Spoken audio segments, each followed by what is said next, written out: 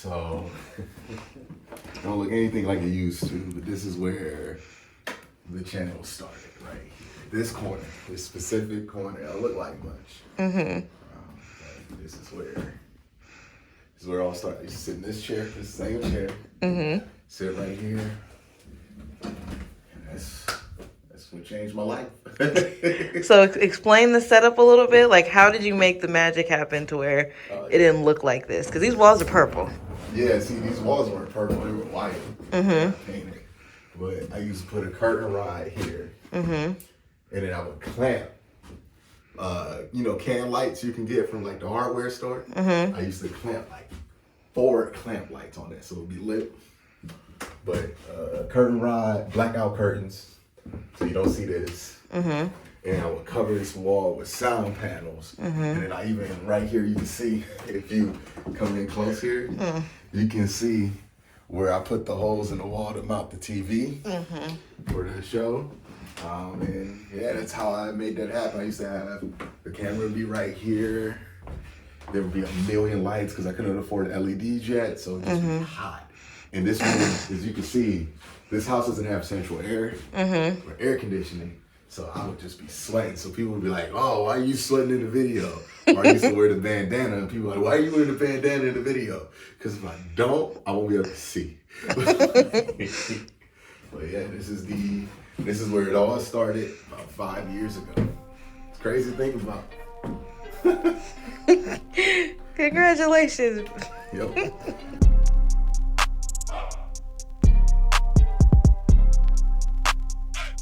So before we kind of do the recap and talk about the first video and get super nostalgic about this, man, I just had a couple of thoughts that really popped up into my head and made me want to include this into the video. So forgive me if I look different than what I do for the main part of this video. But part of it is just thankfulness. Like, I am thankful that so many people have chosen to make me a part of their Browns diet.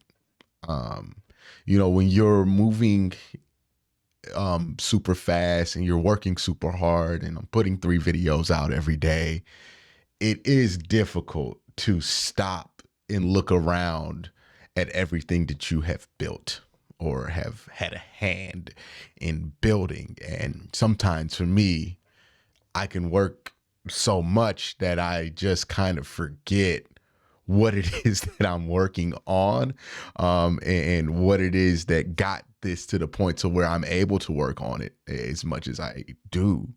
And it just takes me back to, being 14, being a giant Browns fan. I'll never forget, like, the 2007 season hooked me for the rest of my life. And I remember this was before everybody had the internet at their house. I didn't grow up super well funded.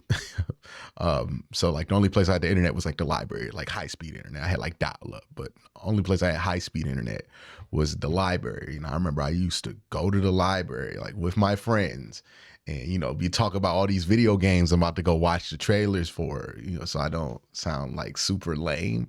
But in reality, I was just going there to like download Browns podcast onto my like MP3 player so I can listen to them when I was back at the house. Like, I used to listen to all of them. I had a little radio in my room where I would like tune into all the sports channels, and just, well, not sports channels, sports stations, and just like listen to all of it. And that's kind of how I grew up and grew with this love of sports talk that I have today. And to be able to not just participate in that, but have the privilege to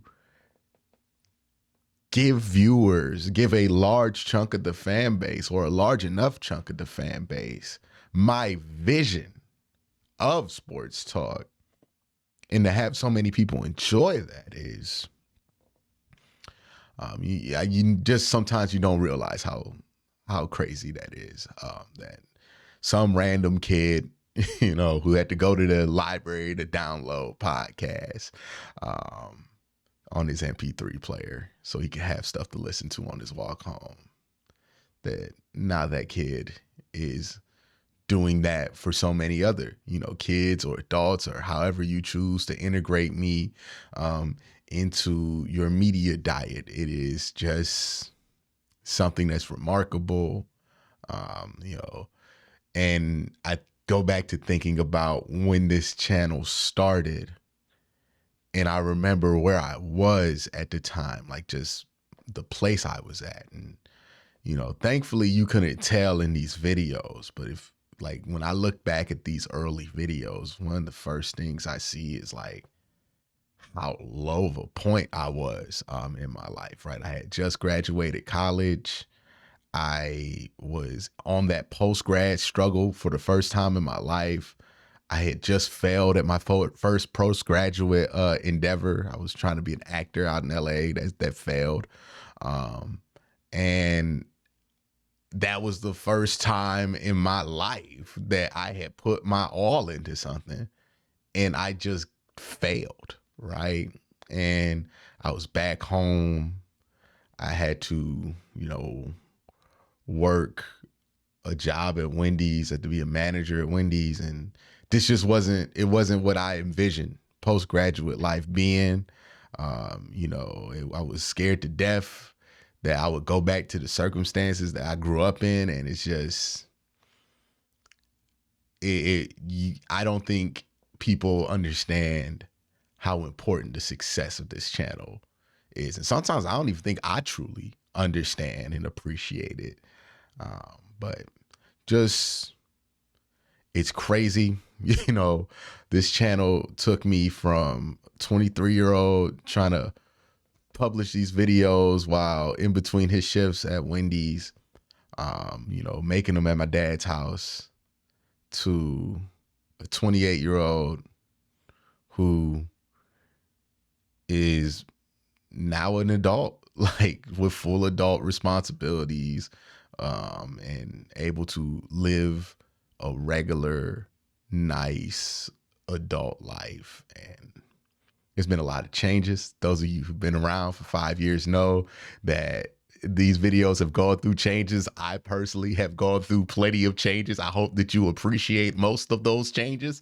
But yeah, like these changes have been rapid, and it's just, I appreciate every single one of y'all who have joined this at any point enough to see a video about me doing this for 5 years and feel like that's something I want to give a click to. I appreciate every single one of y'all. I'm sorry if this was so long-winded. Some of y'all just want to hear me react to my first video, and I'm going to do that. Don't worry. But I just wanted to show you guys how much I appreciate y'all and just the opportunity that I've had over the last 5 years. And it is real difficult for me not to get emotional talking about it or thinking about it, because again, I just try to get these out and make sure I put out quality content. So I'm usually just in the grind. I don't really have time to be retrospective. So this is one of the few times I do get that time, and I just want to show my appreciation for y'all, show my appreciation to everybody who's ever decided to join this journey, whether you're not a viewer anymore or you used to be a viewer or you just started watching me yesterday. I appreciate you all, and I just want to say thank you. And now let's get into the actual meat and potatoes of this video, which is me responding and reacting to my first video in this current presentation of the channel. So again, thank y'all. All right, it's time for me to break down my first video, or just look at my first video and talk about what this journey has been like. I'm not gonna lie, y'all. I'm a little nervous about this one. I have not watched this video in a while, but this is the video that I did. It kind of took this channel to the next level. And well, it was the first video I did under like this kind of version of this channel. So, let's check it out.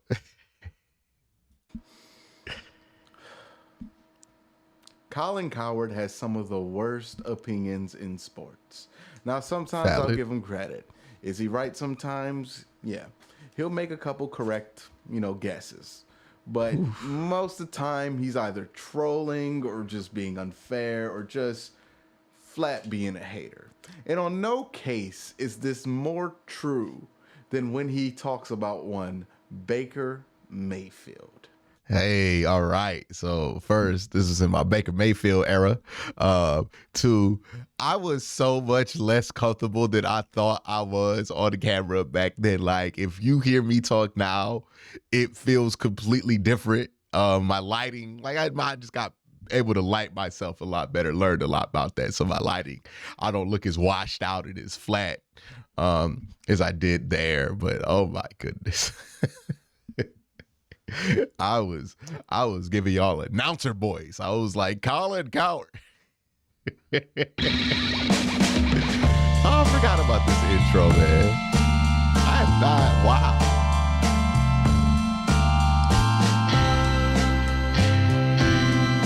I completely forgot about this. When it comes to It's also funny too because I have not changed over all of my social like logos and things away from Worst Take because Worst Take don't even exist anymore. Worst Take used to be a segment on this channel where I would look at some of the national media takes out there and review them in this parody of First Take. And then just got turned into regular content on this channel. But then I was like, okay, I'm gonna make it into its own channel. Which it was for like a year, but it was too hard for me to maintain. So I decided, hey, I want to do something a little bit different. And now it's the Q and Code podcast channel. But that's the journey of the Worst Take stuff. And sometimes I even talk to people who are like referring to me as Worst Take. And I'm like, that is hilarious. That's like, I haven't used that in like years. Baker Mayfield and Sam Darnold. Colin Cowherd is so unabashedly biased and unfair towards Baker Mayfield.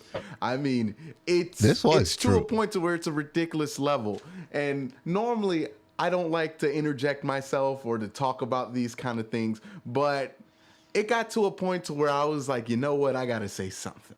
Because I just saw this video with one of the most egregious comparisons I have ever seen a serious sportscaster make when it comes to Baker Mayfield and Sam Darnold. It's such a reach, but I wanted to bring this to your attention. I'm curious to see if I'm going to be right. Garbage his arguments are, how baseless his comparisons are, and how thin everything he says is, especially on. Man, he made me mad.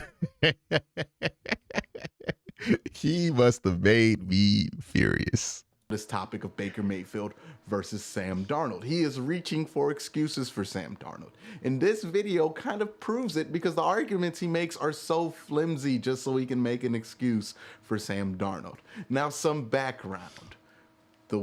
Well, speaking of background, let's look at the background real quick. So just a little bit of what y'all know. Y'all saw it in the intro video. I had the window up still. I hadn't put the curtain up. I hadn't put the rods there. And I had my mismatch of monitors that I accumulated throughout college in the background.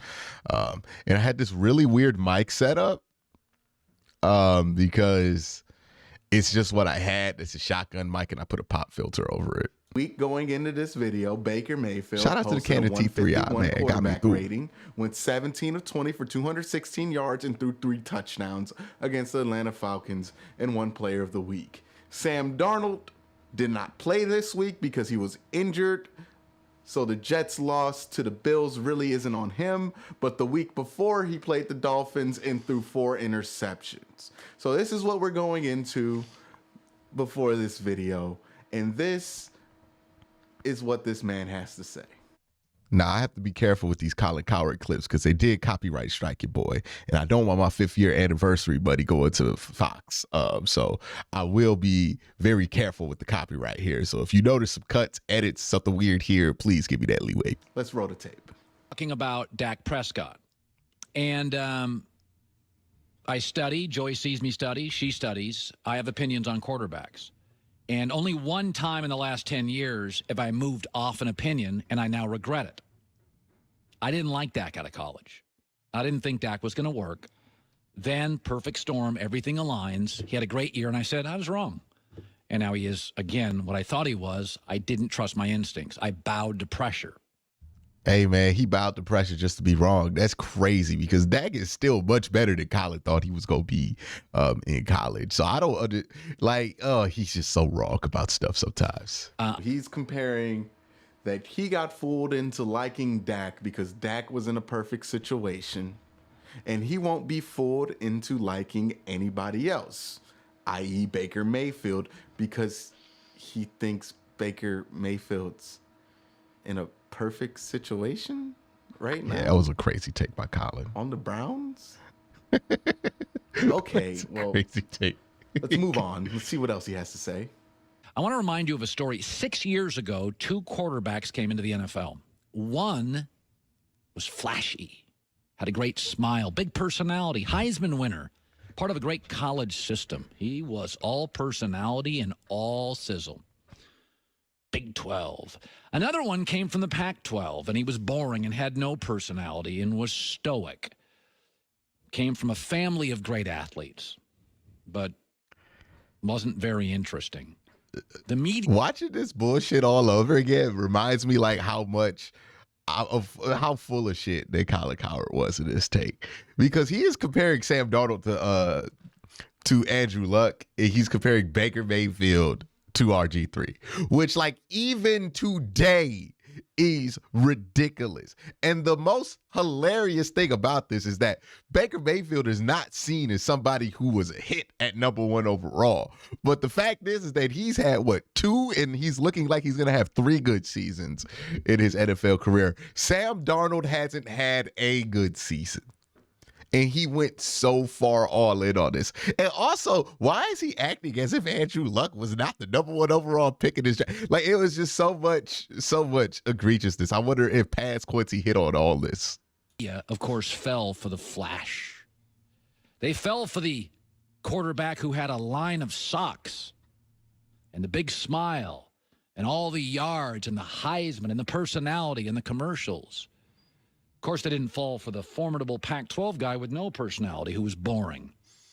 He went #1 overall. Now, obviously, the comparison itself is just completely just weak. But the thing about it, and the thing he's making a big deal about, is that this whole media obsession with RG3 versus the overlooked Andrew Luck is just a complete fabrication. I mean, Andrew Luck going into that draft, I mean, the last 2 years of his college career was the most talked about, drooled about, and praised quarterback there was out there. That's what I'm talking about. I remember people saying that Andrew Luck was the best quarterback prospect since John Elway. Like, yo, he's spitting. They just threw aside Peyton Manning and were like, the best since John Elway. And the analysis on RG3 was that he was really good. He had physical talent. He was an exciting player to watch. He did win the Heisman at Baylor. That is correct. But they didn't know if he had the tools to succeed in the NFL, and that his game was predicated on speed and arm strength. I don't see where the media obsession was the same or was more for RG3. Most of RG3's coverage was about him throwing off his back foot and how he's not as good as Andrew Luck, and how Andrew Luck is the most complete thing to happen to quarterbacks it was an in the egregious NFL lie draft by Colin. since John Elway. Now, let me keep in mind that I don't think Colin Cowherd is the best football mind in the world, but I don't think he's dumb enough to compare the on-field games of Mayfield to RG3. I mean, there's obvious differences there in what made the other succeed.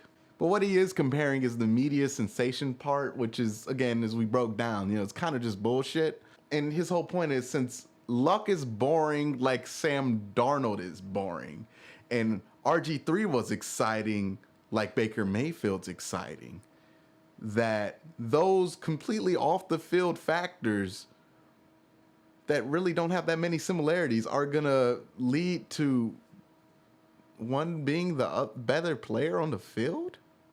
It was weird. And the funny part about this is if you go back and you look at the 2018 draft, you could have made that kind of comp to like Lamar Jackson, Josh Allen, maybe, because physically Josh Allen resembles what Andrew Luck used to be. And RG3 and Lamar Jackson have some similarities because they're both very fast, even though they're both athletic in different ways. But it was just, it's hilarious to me that so much of this conversation about this draft class early on, and it will never be remembered, was focused on arguing about Sam Darnold versus Baker Mayfield. When in like a couple of years, they would be footnotes to this conversation compared to Lamar Jackson and Josh Allen. That is always going to be fascinating to me when you jump back into this space that we were in 2018, where a lot of us thought it was really between Lamar Jackson and Baker Mayfield who was going to be the best quarterback of that draft class, and that it was obvious that Baker was better than Josh Allen. I remember we were making fun of people who had those takes. So it's just funny how time and context of that time changes what is a reasonable opinion and what is not. Because this argument between Baker Mayfield and and Sam Darnold seemed important at the time. It ended up not being important.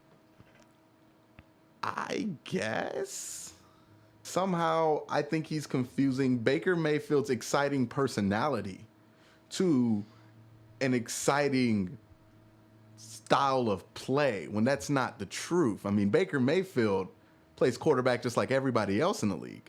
RG3 had an exciting style of play. He wasn't really exciting off the field. I mean, nobody has a lot of RG3 quotes. You know, he was just exciting on the field because he was the fastest quarterback anybody had seen ever. Even the parallels he's trying to draw there are really flimsy, you know? But let's let him continue, because I believe the more he talks, the more his whole argument and point kind of just starts to fall apart. 6 years later, Andrew Luck is still unbelievably formidable. Unbelievably formidable? What? It's the crazy thing. He had like a clues bomb dropped in the RG3 background. also entered the league with a Pro Bowler on his offensive line, a Pro Bowler at running back, a very formidable offensive coach, and a competent GM. Andrew Luck entered the league with the worst group of offensive linemen and running back and receivers ever known to man. A GM that was... How did this turn into a RG3 Andrew Luck video? Like, that's the crazy part about it. Defensive head coach. So what he's doing right now is the biggest reach of all the reaches. He's comparing Andrew Luck's bad situation coming into Indy to Sam Darnold's situation coming into New York, and comparing RG3's favorable situation in Washington to Baker Mayfield's favorable situation in Cleveland? Okay, so let's really break this down. Is Darnold on a good team with the Jets? No, they lost to the Bills. But is Baker Mayfield on that much of a better team with the... They lost to the Bills, man. Look, it took us 5 years, but we back on that one. Not really.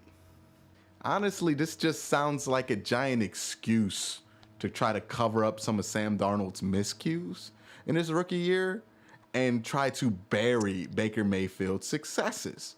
Because if they were both on an equal playing field in Colin Cowherd's mind, and one was having more success than the other, then that would blow his mind, because that would mean Baker's better than Sam.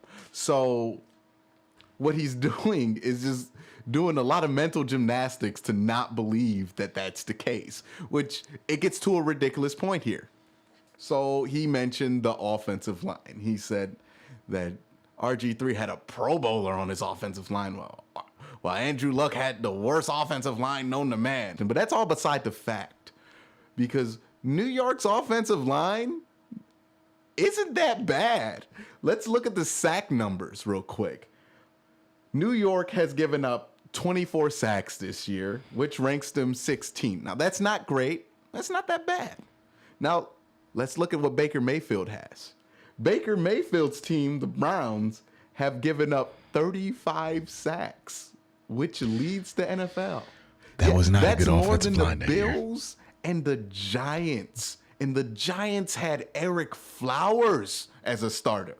Now, the next hilarious thing he mentioned was that, well, Sam Darnold has a defensive coach. That obviously holds him back. Well, Baker Mayfield has been blessed with the offensive coach. Now, he won't mention who that offensive coach was, but he...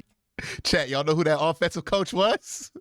You know who the offensive coach that Colin Cowherd said it was an advantage for Baker Mayfield to have over Sam Darnold was? He said Baker Mayfield as offensive coach as an advantage. When your coach is Hugh Jackson, it's not an advantage. Hugh Jackson's record is like 335-1 in Cleveland. And Todd that never Bowles, changed. in this 1 year where they're underachieving at 3-7, has the same amount of wins as Hugh Jackson in 3 years. But Baker has an advantage at coach. And let's not forget that 2 weeks ago, Hey, and Todd Bowles is actually a decent coach. I think got lost in all of this, right? Like I believe Todd Bowles has done decent things outside of New York, and even at New York, I think he had 10 games. So like, he's not a terrible coach. This cop, hey man, Colin Cowherd was getting cooked by early B. That's crazy. Baker's coach got fired. And his offensive coordinator. Also, I like how he brings up the Heisman here multiple times as if Andrew Luck never won the Heisman. Like he doesn't have that in common with RG3 and Baker Mayfield. Baker Mayfield has now entered the league, and he's fun, and he's flashy, and he's from the Big 12, and he won a Heisman, and he's got an underwear. His whole basis for this cop was Baker Mayfield played in the Big 12 and sells underwear, and RG3 played in the Big 12 and sold socks. Now, unironically, he ended up kind of being a little right. Like you could say that Baker Mayfield had a similar type of career to RG3 because Baker had like a couple of hot years and then never really regained form. But you know who didn't have a career like Andrew Luck at all? Samuel Darnold. Okay. The only thing that Sam Darnold and Andrew Luck have in common at this point is that they both don't really play football right now. They just both kind of are around it. Sam Darnold is on a team, he just don't play, and Andrew Luck talks about football now for a living. So that's the only thing that they have in common. So it's not the reach of the century of the RG3 part of it, because career-wise, I guess you could say it kind of ended up similar. Baker had a couple of hot years, and then kind of fell off the face of the earth, became like a spot starter at places, and then like he's on his way back to having another one. And if he finishes this year out good in Tampa Bay, you can make the argument that he had more usable seasons than RG3, even though I would make the argument that RG3's one season was spectacular. And Baker never reached that level. But yeah. Crazy. Line, and he posed with a Bengal tiger, and he just won Player of the Week. I'm still hanging with Sam Darnold, who's Pac-12, an incompetent roster, an incompetent coach, a GM that may be on his way out, but whether he is or not, they have nothing to work with. Now, here's the ridiculous part of this whole video. He makes it out to be like the Browns, a team that's 3-6-1, and one of those losses are to the 1 and whatever Raiders. He makes it seem like the Browns have this like Super Bowl contending roster, that they got all these pieces right here in place, that Baker Mayfield can't fail in this situation. You know, while poor Sam Darnold is playing on the 0-16 Browns last year. We all know what this is about. This is Colin Cowherd trying to rewrite the narrative for Sam Darnold, because Baker Mayfield has, in spite of bad offensive line play, in spite of bad receiving play, in spite of terrible coaching and turmoil between the head coach and the offensive coordinator that got them both fired, in spite of all that, and now in spite of a defensive coach, Baker Mayfield has played miles better than Sam Darnold has. Baker Mayfield, the last 4 weeks, has thrown 9 touchdowns and 2 interceptions. That's the fact. That all things are equal now with the two. Baker's not in a better situation than Sam Darnold. They're both in similar spots. And Baker is just better right now. And Colin Cowherd can't accept that. Thank you guys for watching. That's crazy. It's crazy. How did I end this video? I just had to tell Colin Cowherd he's full of shit. Subscribe, hit the like button, comment down below what you think about the situation, and stay tuned. My name is Quincy Carrier. Let's talk sports. Yeah, that didn't last long. That didn't tag. All right. So interesting going back on that. I don't think anything I said in that video was wrong, especially if we're using it in the proper context. Baker Mayfield did end up and still is better than Sam Darnold. Like that argument is never coming back to earth. It's done. Sam Darnold is what he is. Baker Mayfield is what he is, and what Baker Mayfield is better than Sam Darnold. They were even on the same team at one point in time. Yeah, but it's interesting to go back. I had a completely different vibe going on back then, but it's like going in a time machine, and that's been great. Thank you guys for 5 years. Thank you guys for being along on this ride, and thank you guys for choosing to click on a video to celebrate this accomplishment. I appreciate every single one of y'all. Y'all have a great day. Have a better night. Peace.